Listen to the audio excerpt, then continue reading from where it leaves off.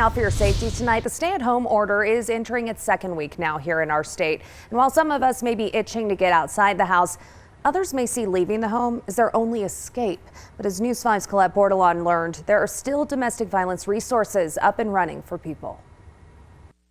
With so many of us stuck at home right now, those in abusive relationships may be even more vulnerable. Already this year in Pueblo, 4 deaths related to domestic violence.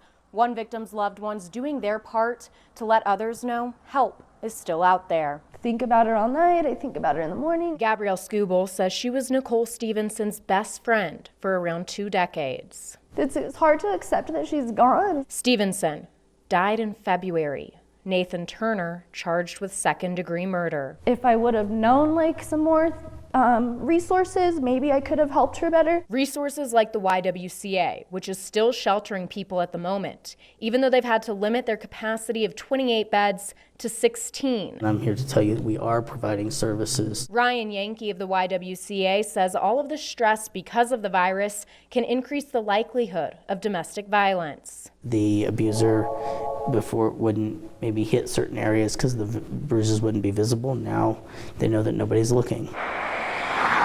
Pueblo police say the coronavirus has made it to where they don't arrest people on certain crimes like minor warrants, but they will still make arrests for domestic violence. But this is one of the few crimes where if somebody says, I don't want to press charges, we still proceed with the case. Building up the courage to just tell somebody you trust. If you or anyone you know is living in an abusive home, please call for help.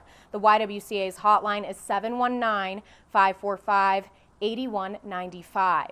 They can help walk you through a safety plan and even find you a place to stay, whether it's at the shelter or somewhere else. You do not have to suffer. I'll have more resources on KOAA.com. Always watching out for you, Pueblo. Colette Bordelon, News 5.